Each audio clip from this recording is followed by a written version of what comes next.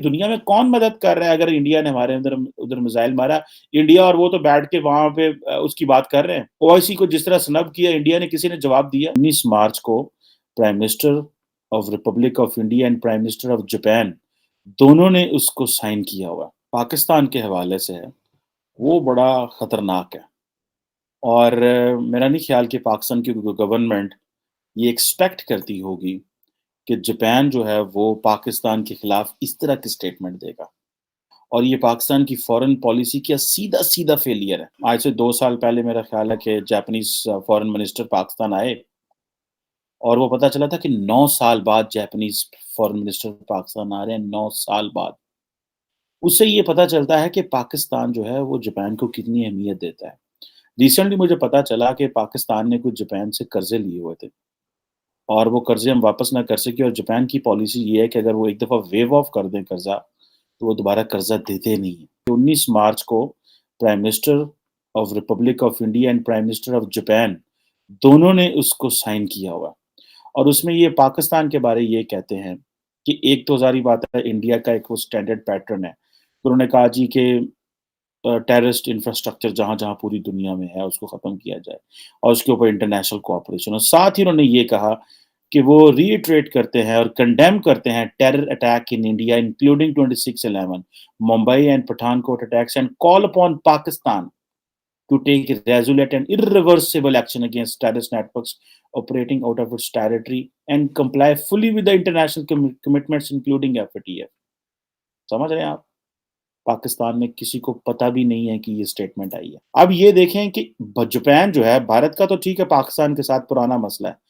पाकिस्तान ने भी तो पूरी दुनिया को बताया था कि पाकिस्तान के अंदर जो है वो भारत दहशतगर्दी कराता है और हमने डॉसियर भेजे। कोई एक मुल्क भी ऐसा है दुनिया में जिसको हम ये साथ बिठा के और एक इस तरह की जॉइंट स्टेटमेंट ये कह सकते हैं कि भारत इस तरह कर रहा है? कोई एक मुल्क प्राइम मिनिस्टर इमरान खान साहब या शाह महमूद कुरैशी साहब हमें बता सकें? पाकिस्तान बड़ी देर से कोशिश कर रहा है कि जापान के साथ हाई लेवल विजिट हो, लेकिन वो हाई लेवल विजिट नहीं हो पा रहे। मतलब क्या? कि हम कोशिश कर रहे हैं कि जापान से कोई पाकिस्तान आए, क्योंकि पाकिस्तान से तो अल्हम्दुलिल्लाह फॉरेन मिनिस्टर साहब भी गए थे, वहाँ से भी फॉरेन मिनिस्टर आए और पाकिस्तान से प्रेसिडेंट भी गए थे जापान में हमारे, लेकिन वहाँ से कोई नहीं आता। That's the point. और ये मुझे समझ नहीं आ रही कि ये क्यों नहीं आते और ये क्यों ताल्लुकात जो है उस लेवल पे नहीं है। अब मैं आपको बताता हूँ कि वो कर क्या रहे हैं। जापान ने ऑफर किया है इंडिया को कि 42 अरब डॉलर की इन्वेस्टमेंट करेंगे और वो किशीदा साहब के विजिट के दौरान ये बात चली है, जो कि तकरीबन 5 ट्रिलियन येन बनता है। 5 ट्रिलियन येन। ये कोई छोटी स्टेट, ये कोई छोटा अमाउंट नहीं है। ये कोई आसान छोटा पैसा नहीं है ये। ये बहुत बड़ा पैसा। हमारे पास तो वो 50 अरब डॉलर के 60 अरब डॉलर के चाइनीज़ प्रोजेक्ट्स हैं जिनमें से रुके हुए हैं, असां पूरी दुनिया सिर ते चुक ले।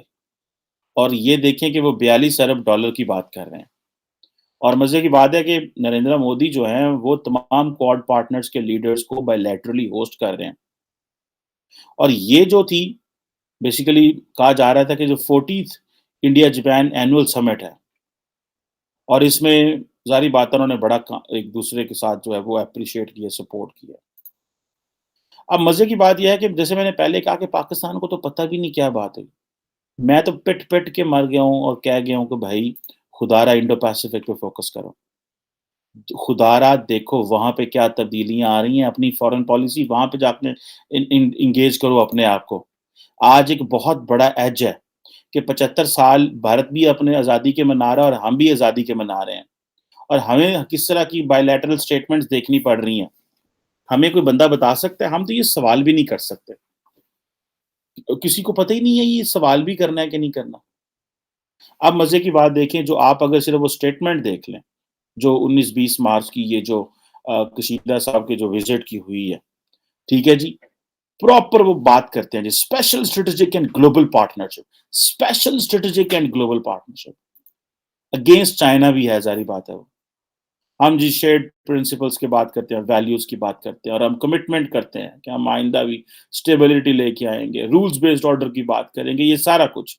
और हम जो है वो यूनिलैटरली चेंज करेंगे, स्टेटस को किसी को चेंज नहीं करने देंगे। वो ज़ाहिर बात है चीन को कह रहे हैं।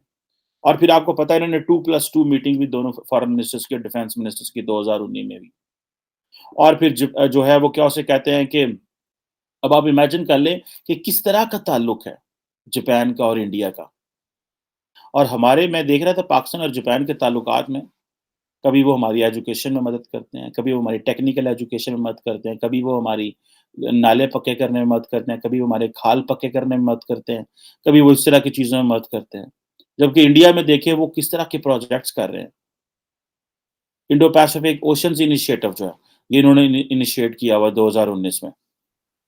और दोनों मुल्क जो हैं वो फ्री इंडो पैसिफिक की बात कर रहे हैं। आसियान की यूनिटी के ऊपर बात हो रही है। ASEAN outlook on the Indo Pacific इसके ऊपर काम हो रहा है। ट्रांसपेरेंसी, ओपननेस, मुझे तो ऐसा लगता है जब पूरी दुनिया ने गंद मारना होता है तो दुनिया पाकिस्तान इकट्ठी हो जाती है, अफ़गानिस्तान की वजह से। और जब तरक्की होनी है, डेवलपमेंट होनी है, इंटरनेशनल ऑर्डर बदलने हैं, तो इंडिया को इंडो पैसिफिक में जो है वो मेनस्ट्रीम रोल मिल गया। और हम इंडो पैसिफिक की तरफ जाते नहीं हैं क्योंकि वो कहते हैं ओपाइन वो तो इंडिया वहाँ बैठा हुआ है, तो मतलब छोटी सोच है, बड़ा सोचते ही नहीं है। फिर आप देखेंगे United Nations convention on law of seas के ऊपर वो किस तरह एक दूसरे को सपोर्ट कर रहे हैं। और ये सारी की सारी जो चीजें हैं, वो सारी की सारी वो इंडो पैसिफिक में इनिशियली है। ईस्ट चाइना सी, साउथ चाइना सी के ऊपर वो बात कर रहे हैं। और वो कहते हैं जी नॉन मिलिटराइजेशन की हम बात करते हैं। सर आपको पता है कि जापान के जो कॉन्स्टिट्यूशन है उसका आर्टिकल 9 है जो कहता है कि बेसिकली वो जापान अपनी फौज नहीं रख सकता। और मेरे आजकल तो ये भी बात चल रही है कि हमें उस आर्टिकल को भी बदलना पड़ेगा, वो सोच रहे हैं।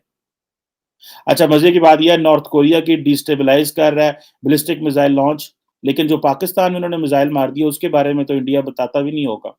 या जापानीज को हम बता सकते हैं, या अगर हमने बताया तो दुनिया ने हमारी क्या बात सुनी है। ये बातें हमें बड़ी बुरी लगती है ना, क्योंकि हम सवाल करते हैं।